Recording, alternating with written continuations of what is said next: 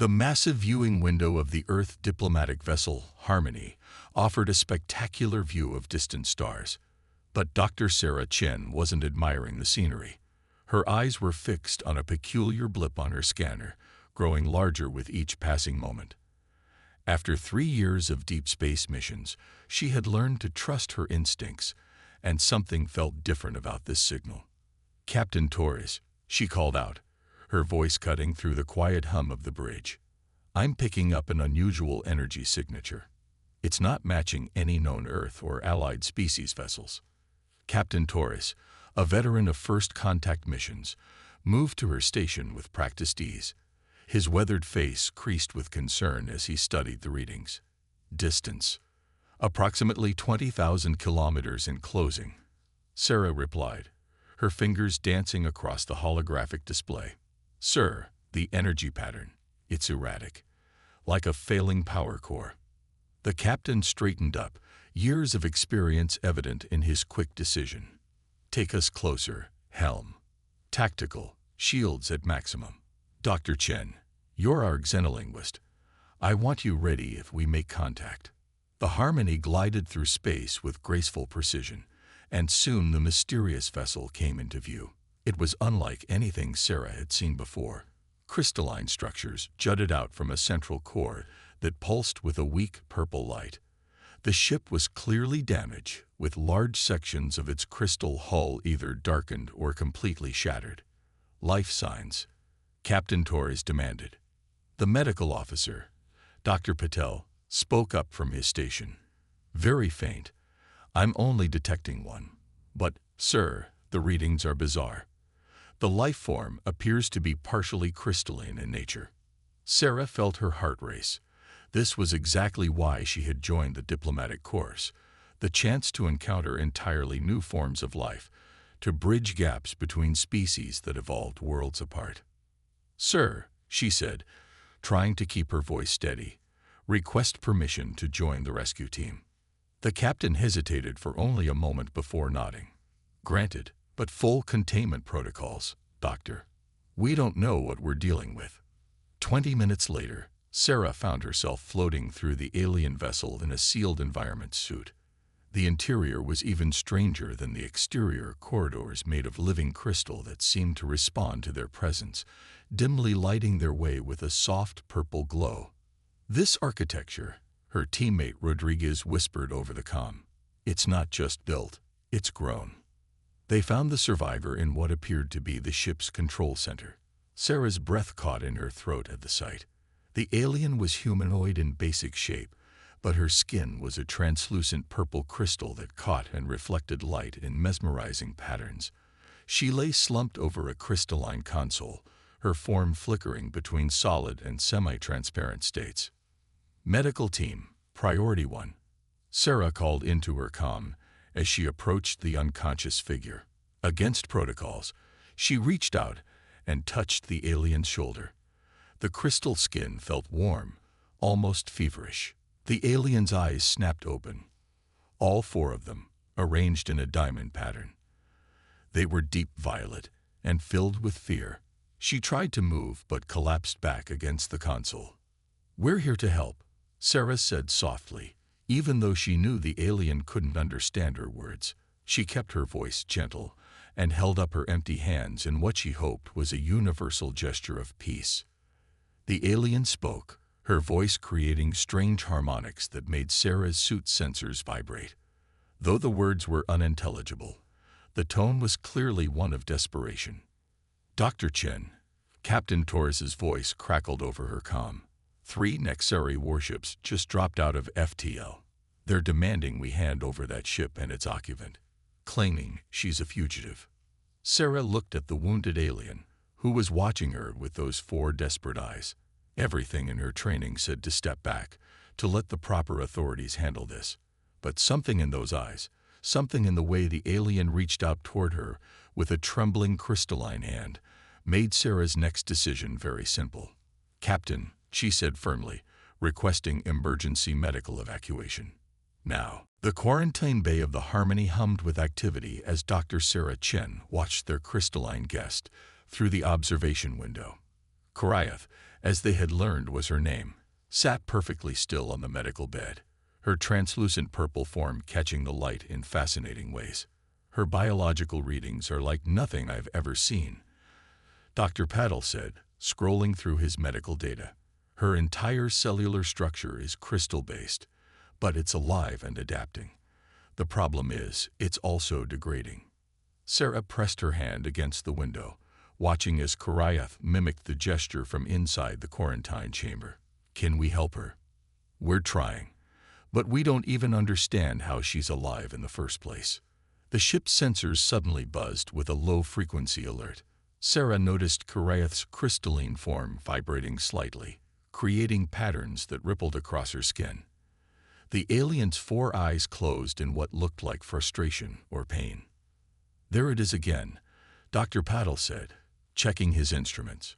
She's generating subsonic frequencies, almost like she's trying to talk. Sarah finished, her eyes widening with realization. Can you isolate those frequencies? After some adjustment to the quarantine room sensors, they began recording Karayath's subsonic emissions. Sarah spent hours feeding the data into the ship's translation matrix, trying to find patterns that might indicate language. Late into the ship's night cycle, while most of the crew slept, Sarah remained at her post.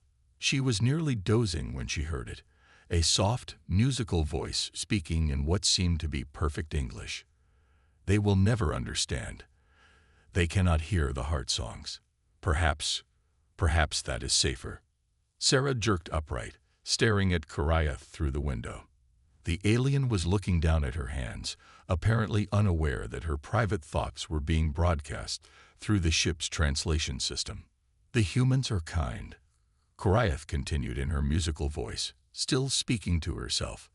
The one called Sarah, she tries so hard to understand. But if she knew what I carried, what I had done. She trailed off, her crystalline form dimming slightly. Sarah's fingers flew across her console, recording everything. The translation matrix had finally cracked the language hidden in the subsonic frequencies. Frequencies that humans couldn't naturally hear. Karayath thought she was speaking privately, in a way humans couldn't perceive. My people will come, Karayath's translated voice continued. They will demand I return. They will not understand that what I created was meant to save us, not destroy others.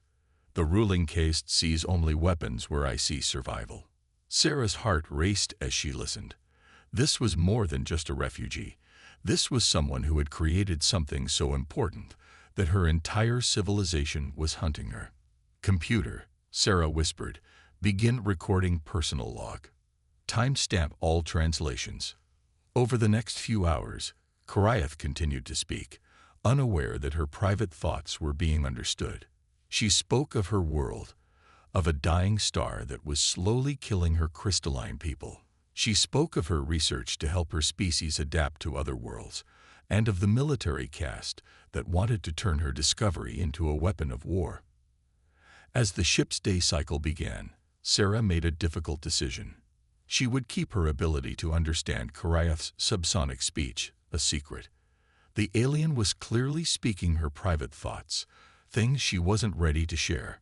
Breaking that trust might destroy any chance of helping her. Dr. Chen. Captain Torres's voice came through her comm.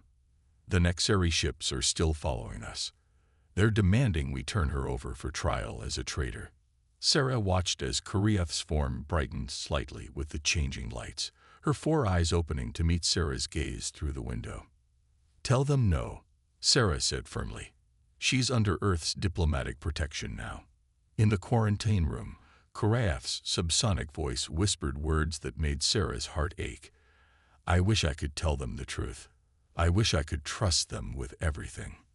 But how can I risk the only safe place I found? Sarah touched the window again, smiling at her guest. Sometimes, she realized, understanding wasn't enough. You also had to know when to pretend you didn't. The emergency meeting in the Harmony's conference room was tense.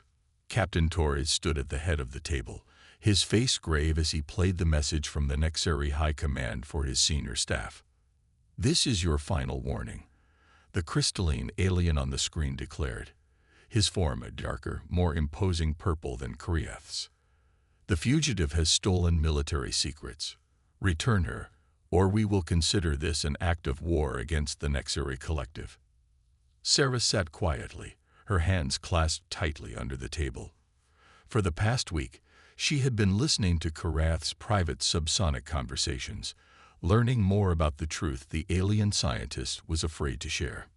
"Dr. Chen," Captain Torres said, turning to her, "you've spent the most time with our guest. Your assessment." Sarah took a deep breath. She had to be careful about what she revealed. "Sir, I believe Korath is a scientist, not a criminal. The Nexari are dying. Their sun is degrading their crystalline biology. They need a way to adapt to survive." "And how exactly do you know this?" Dr. Patil asked, raising an eyebrow. "Analysis of her ship's databanks," Sarah lied smoothly, protecting Korath's privacy. "And observation." The ship's tactical officer, Lieutenant Wong, spoke up. "Captain, we're picking up more Nexari ships joining the pursuit. They're not making idle threats. What's one alien worth compared to avoiding a war?" Someone muttered. Sarah stood up suddenly, her chair scraping against the floor. "She's worth everything. Because this isn't about one alien, it's about an entire species' survival. Korath found a way to help her people adapt to other worlds, to save them. But the military caste wants to use her discovery as a weapon instead." The room fell silent. Captain Torres studied Sarah carefully. "You sound very certain about this." Before Sarah could respond, the ship's computer chimed. "Alert. Unauthorized access detected in Quarantine Bay." Security footage appeared on the main screen. 2 crew members were entering Korath's room, wearing environmental suits. One held a weapon. "Security team to quarantine. Now." Torres barked into his comm, but Sarah was already running. She reached the quarantine bay just as alarms began blaring throughout the ship. Inside, she found Korath backed into a corner, her crystalline form pulsing with fear-induced light patterns. The 2 crew members lay unconscious on the floor, covered in a fine purple dust. "Korath," Sarah called through the intercom. "Are you all right?" The alien's 4 eyes fixed on her. Through the room's speakers, Sarah heard the subsonic translation. "I had to protect myself. They said the Nexari promised them credits for delivering me. I released a crystalline defense spray. They'll wake up soon." Security arrived, taking the would-be kidnappers into custody. Sarah entered the room in a protective suit, approaching Korath slowly. "It's time," Sarah said gently. "You need to tell everyone the truth. All of it." Korath's form dimmed. "How can I trust when my own people want to twist my work into a weapon?" "Because humans understand adaptation better than anyone. It's how we survived on Earth.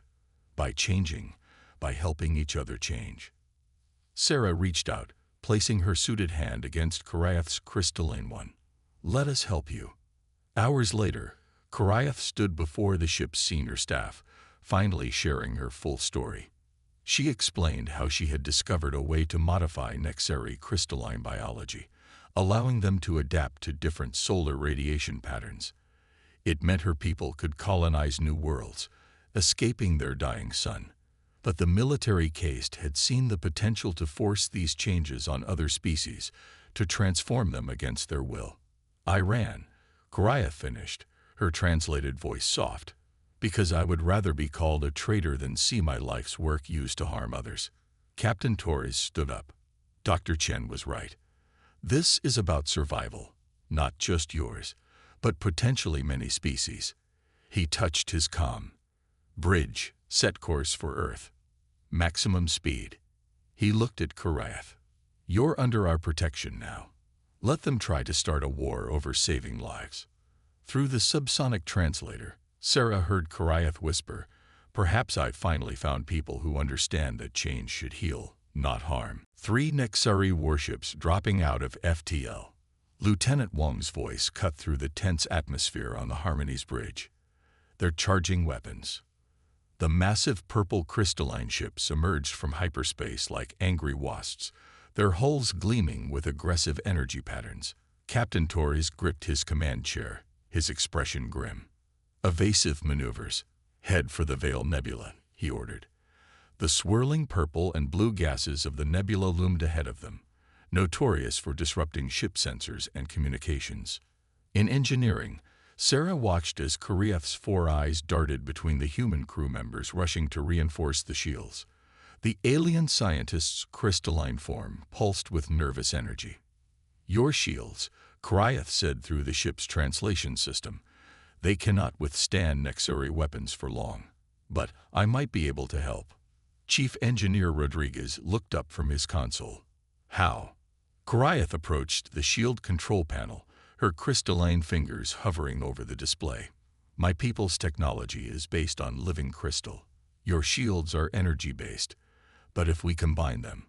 She turned to Sarah. "I will need samples of my own crystalline matrix." Sarah translated for the engineering team. And soon they were carefully extracting small purple crystals from Kariath's outer layer, a process she assured them wasn't painful, like humans giving hair samples. The ship rocked with the first hit from a Nexari weapon. "Shields at 60%. Someone shouted over the comm. Kariath worked quickly, showing the engineers how to integrate her crystals into the shield generators. "The crystals will grow," she explained, her subsonic voice tense with concentration. "They will adapt to your shield frequency, strengthen it." Another blast hit them. 40%. Sarah watched in amazement as purple crystalline structures began growing along the shield emitters, spreading like living frost across the equipment. The power readings started climbing. "It's working," Rodriguez exclaimed, shield strength increasing. The Harmony plunged into the nebula, its new hybrid shields glowing with a purple sheen.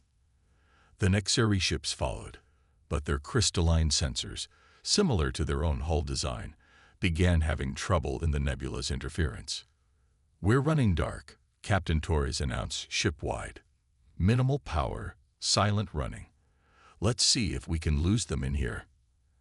Hours passed in tense silence. The crew spoke in whispers, though they knew sound couldn't travel in space. Kariath stayed in engineering, monitoring her crystal integration, her form dimming to match the ship's low power state. Sarah noticed the alien's colors becoming fainter. "Are you all right?"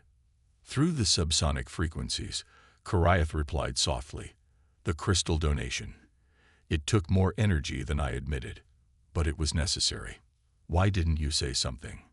Sarah moved closer, concerned. "Because..." Kariath's translated voice came with a musical note of what might have been humor. "I am learning that humans will prioritize individual safety over group survival. You would not have let me help if you knew the cost." A quiet alarm beeped at a nearby console. Rodriguez rushed over, then smiled.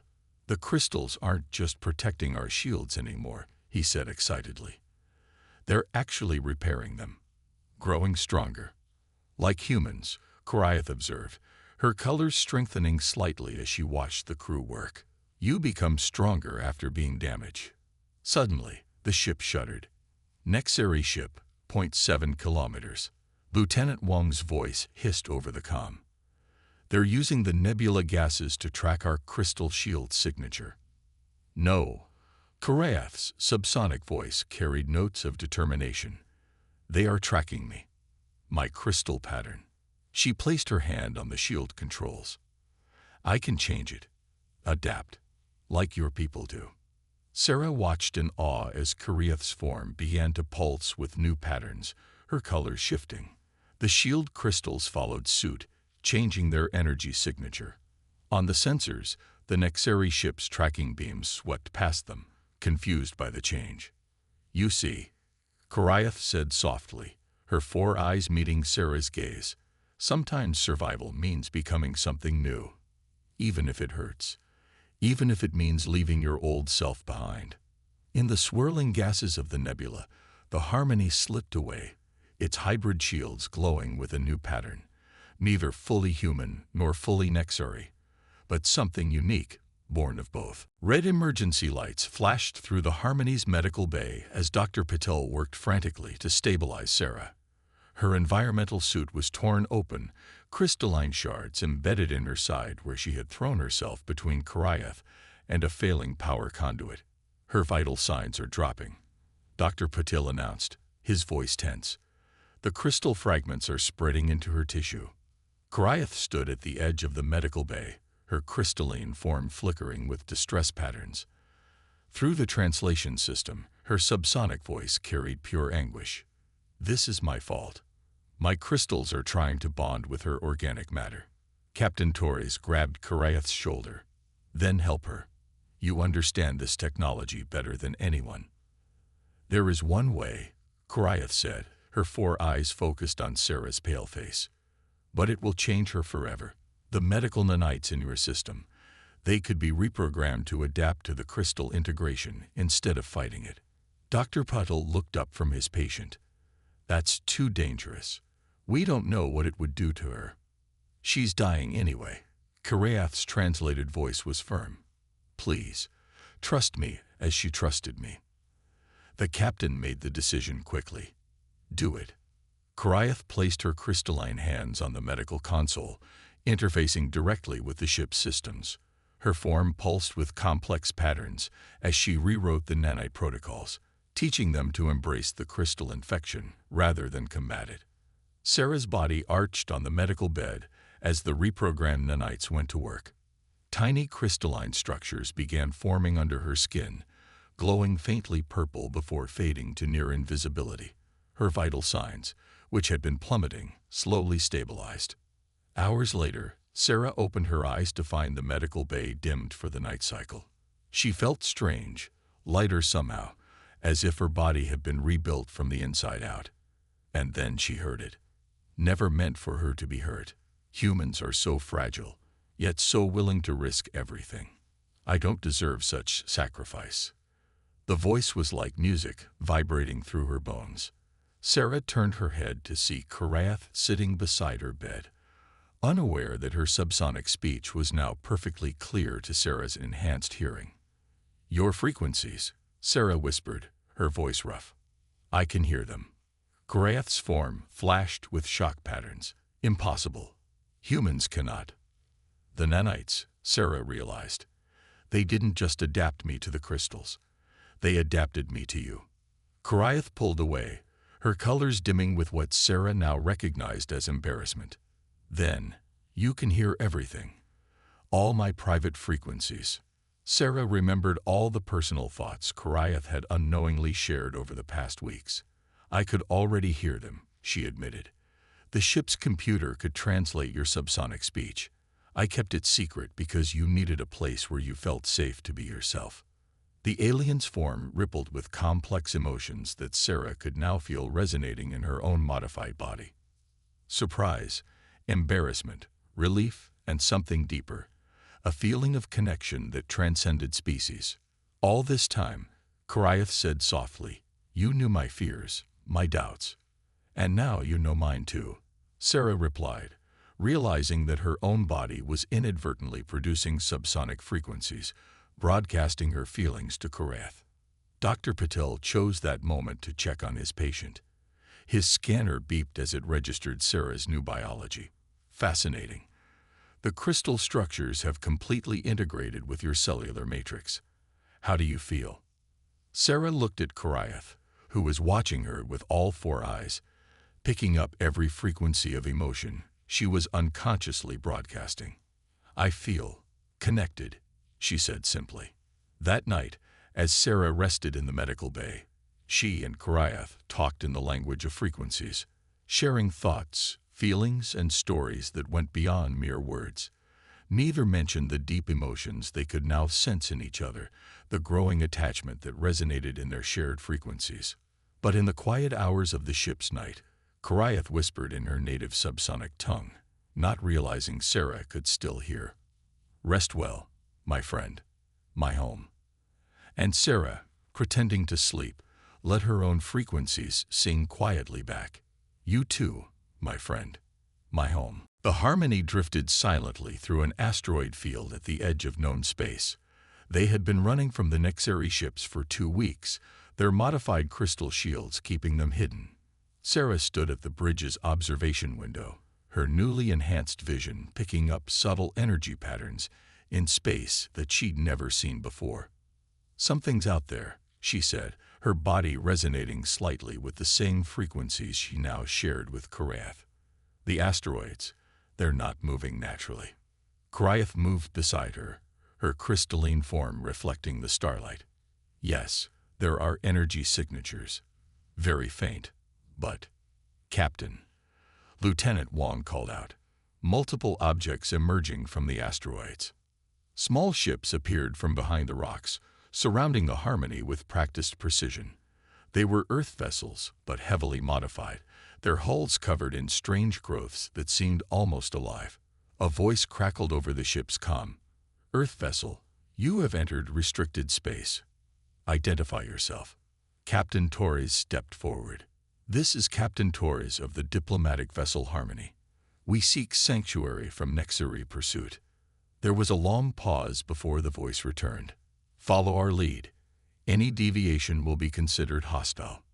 The Harmony was escorted through a maze of asteroids until they saw it, an entire space station grown into the heart of a massive asteroid. But unlike normal stations, this one seemed to pulse with life, its surface covered in organic-looking structures. "Impossible," Dr. Patel whispered. "This is Colony Delta. They were lost 50 years ago during the Spiral War." "Not lost," Sarah corrected, her enhanced senses picking up the complex energy patterns of the station. "They adapted." The Harmony docked at the strange station, and a delegation from Colony Delta came aboard. Sarah gasped when she saw them. They looked human, but their skin had a slight translucence, and their eyes reflected light like crystals. "Welcome to New Eden," their leader, Director Chen, said. Sarah started at the familiar surname. The director noticed her reaction and smiled. "Yes, Dr. Chen. I believe we're distant relatives. Your great-aunt was among our original colonists." "What happened here?" Captain Torres asked. "How did you survive?" Director Chen led them through the Harmony as she explained. "When the war cut us off, we were stranded in radiation-heavy space. We should have died. Instead, we found a way to change." She touched a nearby wall, and Sarah saw energy patterns flow between her skin and the ship's surface. "We learned to bond with crystalline life forms we found in the asteroids. They helped us adapt, survive, grow." Korath had been silent, but now she stepped forward, her form brightening with excitement. "You achieved natural crystal integration. My research, I've been trying to help my people do the same thing." "We know," Director Chen said kindly. "We've been monitoring your pursuit on our long-range sensors. Your people want to weaponize this gift, don't they?" Korath's colors dimmed. "They don't understand. They see only power, not potential." Sarah felt a resonance of sadness from Korath and instinctively moved closer, their frequencies harmonizing in shared understanding. Director Chen watched them with knowing eyes. "You've begun the change too, haven't you, Dr. Chen? Not by necessity, like us, but by choice. For connection." Sarah nodded, feeling the subtle vibrations of life all around them. In the station, in the colonists, in Korath, and now in herself. "The Nexari will find us eventually," Captain Torres said. "We can't hide forever." "No," Director Chen agreed. "But perhaps it's time we stopped hiding anyway." She turned to Korath. "Your research, combined with our experience, we could show your people another way. Prove that adaptation doesn't have to mean conquest." Korath's form brightened with hope. Through their shared frequencies, Sarah felt the alien scientist's excitement and fear mixing together. "Home isn't just a place," Sarah said softly, the words carrying both sound and subsonic meaning. "Sometimes it's what we become together." In the heart of the living station, surrounded by humans who had learned to change and grow beyond their original nature, Korath's frequencies sang with understanding. Perhaps here, among people who had already walked the path she sought, she could find a way to save her people, not through force, but through the very human gift of adaptation. Sarah woke to blaring alarms in the middle of Colony Delta's night cycle. Her crystalline-enhanced senses immediately picked up waves of panic and fear resonating through the station's living walls. Security breach in Section 7. The announcement echoed through the corridors. Necessary boarding parties detected. Sarah's heart stopped when she felt Karath's frequencies suddenly spike with terror, then go silent. She ran from her quarters, her body unconsciously producing stress harmonics that made the station's crystal growths pulse red in response. "They're using our own transport technology." Director Chen's voice came through the station's comm. "Someone gave them our shield frequencies." Sarah rounded a corner and froze. Lieutenant Wong stood there with two Nexari soldiers, their crystalline forms a dark, threatening purple. Behind them, Karath lay on the floor, her form flickering weakly. "I'm sorry, Dr. Chen," Wong said, his face hard. "But they promised us protection. Earth can't fight a war with the Nexari Collective. This is the only way." "Protection." Sarah's voice shook with anger. "You betrayed everything we stand for." "Stand down, Doctor." Wong raised his weapon. "The Nexari only want her. Nobody else has to get hurt." Sarah felt Karath's faint frequencies calling to her. "Sarah, the crystals. Remember what I taught you." Understanding flashed through Sarah's mind. Just as Karath had changed the shield crystal's frequency to hide from the Nexari, Sarah could change too. She closed her eyes, concentrating on the crystalline structures in her modified body. "Last warning," Wong said. "Step aside." Instead, Sarah let her body resonate with the station's living walls. The crystal growths around them began to vibrate, matching her frequency. Wong's eyes widened as the crystals started growing rapidly, spreading across the floor and walls. "Stop her," one of the Nexari soldiers shouted, but they were too late.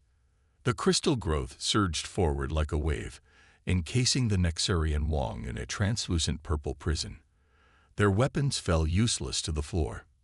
Sarah ran to Karath, helping the alien scientist up. "Are you hurt?" "No." Karath's frequencies were weak but steady. "But they've called their ships. More are coming." Colony security forces arrived, taking Wong and the Nexari into custody. Director Chen approached, her crystal-flecked eyes grave. "They'll breach our defenses eventually," she said. "We've hidden here for 50 years, but maybe Wong was right about one thing. We can't fight a war." "Then let's not fight," Sarah said, an idea forming. She could feel Karath picking up her thoughts through their shared frequencies, the alien's form brightening with understanding. "The crystal integration," Karath said excitedly. "Show them what willing adaptation looks like. Show them what they're trying to steal can be freely given." Sarah nodded. "Broadcast everything. Show the Nexari people how Colony Delta survived through cooperation, not conquest. Show them there's another way." Director Chen's eyes widened. "Use their own communication frequencies against them. Every Nexari ship, every crystal-based system they have, will pick up the transmission." They worked quickly, gathering data about the colony's history, about how humans and crystals learned to grow together. Karath added her research, showing how natural adaptation was more stable, more powerful than forced changes. As Nexari warships appeared in the asteroid field, Colony Delta sent out its message, not in words, but in frequencies that every crystal-based life form could understand. The story of humanity's greatest strength, the ability to change, to adapt, to grow through cooperation rather than force. In the control room, Sarah held Karath's hand, their frequencies harmonizing as they waited.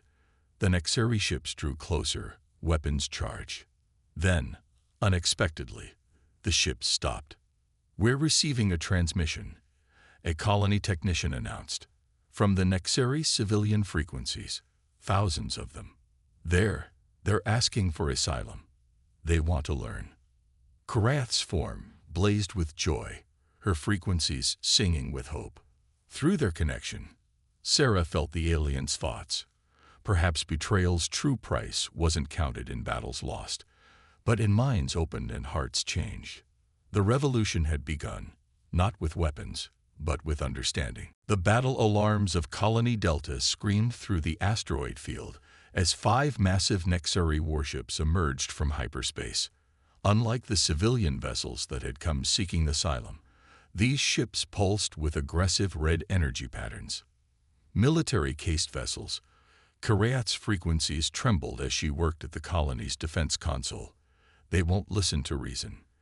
They see the civilian uprising as a threat to their power.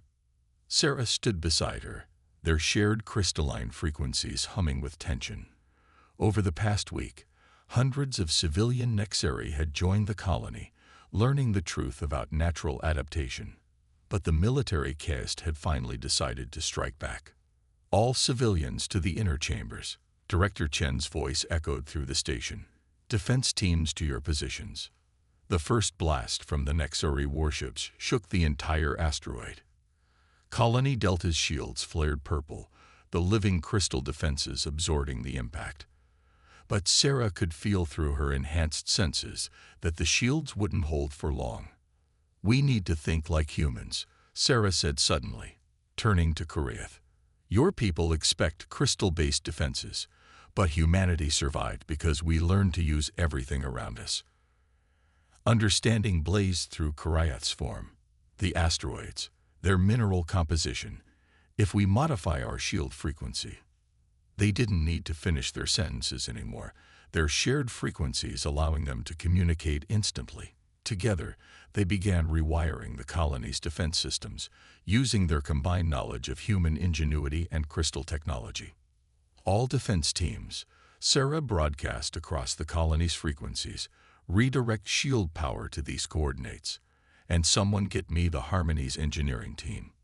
Chief Engineer Rodriguez arrived with his team as the second wave of attacks began. The asteroid field around them started to glow with strange lights as their modified shields activated. The minerals in the asteroids, Karath explained quickly, they're becoming energized, like a massive crystal network. Another blast rocked the station, but this time something different happened. The energized asteroids around the Nexari ships began to move, drawn toward their crystal-based hulls like magnets. They can't fire without hitting the asteroids, Rodriguez said with a grin. And they can't move without drawing more of them closer. But the military commanders were clever too. Their ships began emitting disruption frequencies, trying to break down the colony's crystal defenses from within.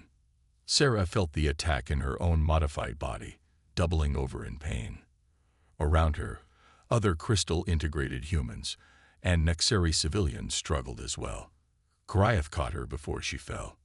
They're trying to force a reversion. Karath's frequencies were filled with anger. They would rather destroy the adaptation than let others choose it freely.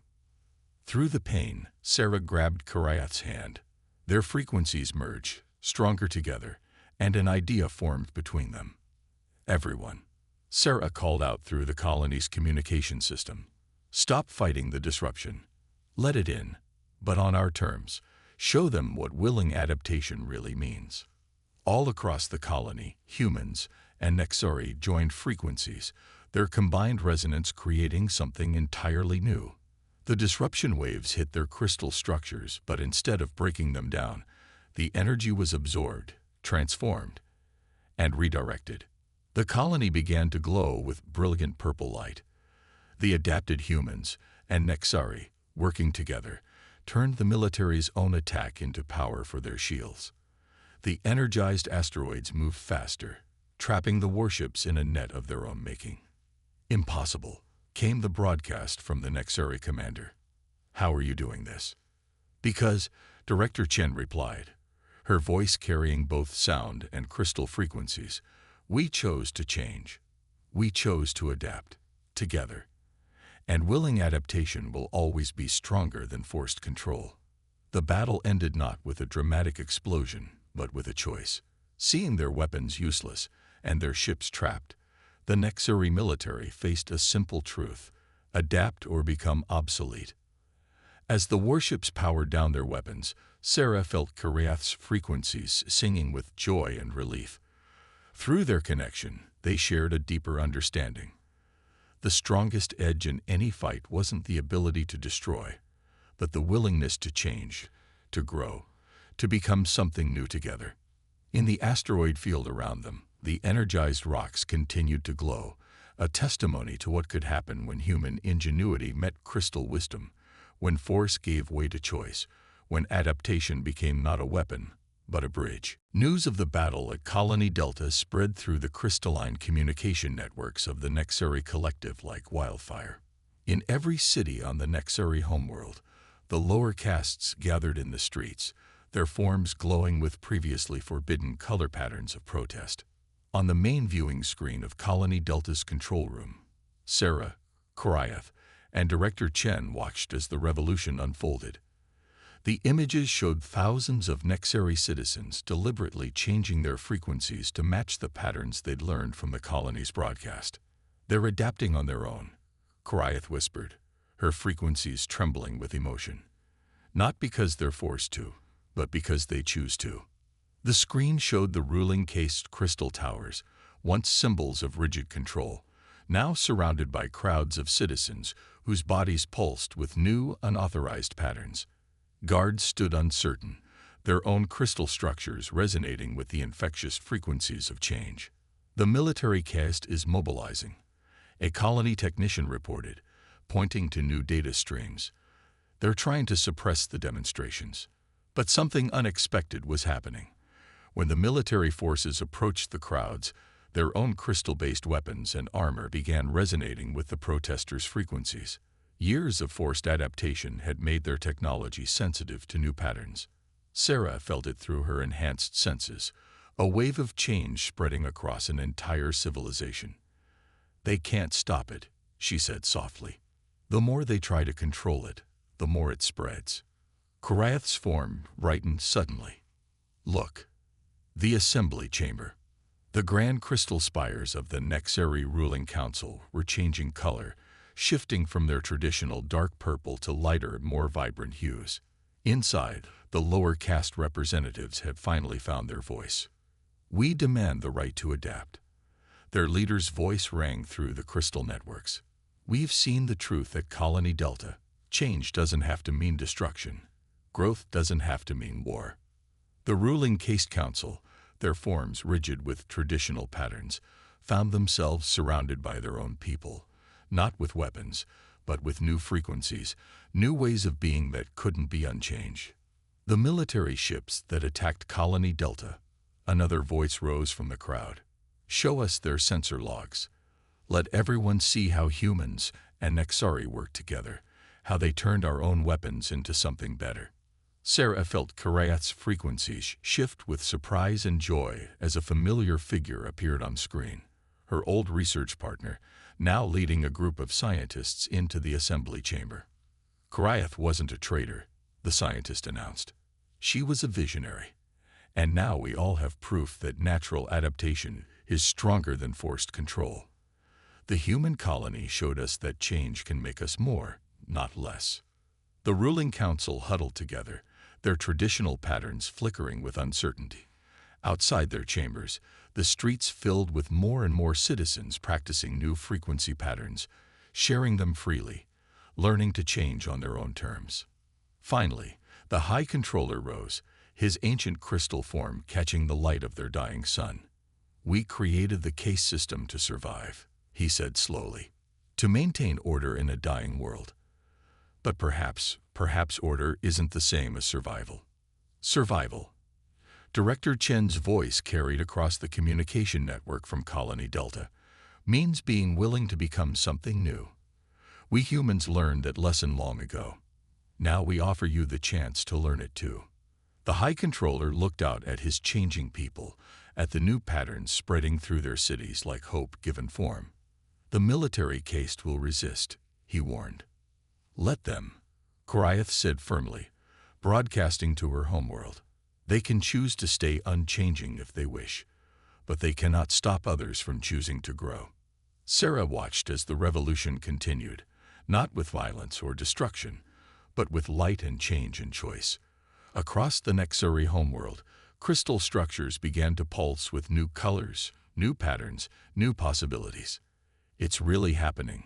Kiriath's frequencies sang with wonder. My people are finally learning that adaptation isn't just about survival. It's about becoming more than we were. Through their shared crystalline connection, Sarah felt Kiriath's joy mixed with something deeper. The knowledge that sometimes the greatest revolutions happen not with force, but with the simple courage to change. 3 months after the Crystal Revolution, the Harmony docked at Earth's main space station. The diplomatic vessel carried not just its original crew, but also representatives from both Colony Delta and the newly reformed Nexuri Collective. Sarah stood at the observation window, her crystalline-enhanced vision, taking in the beautiful blue planet below. Through her adapted senses, she could feel Kiriath's nervous frequencies beside her. "They'll accept you," Sarah said softly. "Earth has always been a home for those seeking change." Kiriath's form shimmered with uncertain colors. "I never thought I would be here as an ambassador rather than a fugitive. Everything has changed so much." The ship's intercom crackled to life with Captain Torres's voice. "All diplomatic representatives to the main conference room. Earth's Council is ready to receive us." The conference room was packed with officials from Earth, Colony Delta, and the Nexuri Collective. Director Chen stood with other adapted humans, their skin slightly crystalline under the lights. The Nexuri delegates displayed a variety of new color patterns that would have been forbidden just months ago. "The Council has reviewed your proposal," the Earth President announced, looking at the gathered representatives. "The sharing of adaptation technology between our peoples is approved. Furthermore, Earth offers sanctuary to any Nexuri citizens who wish to explore natural crystal integration." Kiriath's frequencies sang with joy, a sound that only Sarah and the other adapted humans could hear. The revolution had succeeded not just in changing Nexuri society, but in opening a door between two species. After the formal meetings, Sarah and Kiriath walked through the station's garden dome. Earth hung like a jewel in the window above them, its oceans reflecting the sunlight. "I need to tell you something," Sarah said, stopping near a crystal-enhanced tree, one of the first examples of their combined technology. "The doctors say my adaptation is permanent. I'll always be part crystal now." "Do you regret it?" Kiriath asked, her frequencies carrying notes of worry. Sarah smiled, reaching out to take Kiriath's crystalline hand. Their frequencies harmonized instantly, sharing emotions too deep for words. "How could I regret something that helped me understand you better?" "You know," Kiriath said softly, "that day when you were injured, when you first began to hear my frequencies, I was so afraid you would hate me for changing you." "I remember," Sarah replied. "I heard what you said then, thinking I couldn't hear you. You called me your home." Kiriath's form dimmed with embarrassment. "You never told me you heard that." "Because some things need time to grow," Sarah said, "like crystals, like understanding." She paused, her own frequencies resonating with deep emotion, like love. Above them, Earth turned slowly in its eternal dance. Below them, in the station's diplomatic quarters, humans and Nexuri worked together to build a future neither species could have imagined alone. "The military caste was wrong," Kiriath said, her 4 eyes reflecting the starlight. "They thought adaptation meant losing who you are. But it's really about becoming more than you were, isn't it?" Sarah nodded, feeling the subtle vibrations of life all around them. In the crystal-enhanced plants, in the station's hybrid technology, in their own shared frequencies. "That's the real gift humans gave your people. Not the technology of adaptation, but the understanding that change doesn't mean loss. It means growth." "And now?" Kiriath asked, her frequencies harmonizing perfectly with Sarah's. "Now we keep growing," Sarah replied. "Together." She smiled, broadcasting her own frequencies in the way she'd learned from Kiriath. "You are my home too, you know." Kiriath's form brightened with joy, her colors shifting to match Sarah's resonance. In that moment, under Earth's watchful gaze, they were neither fully human nor fully Nexuri, but something wonderfully new, a bridge between worlds, a promise of things to come. and through their shared frequencies, they sang the truth they had both learned. That home isn't a place or a form or even a species. Home is where you choose to grow, where you dare to change, and where your frequencies find their perfect harmony with another song. The end.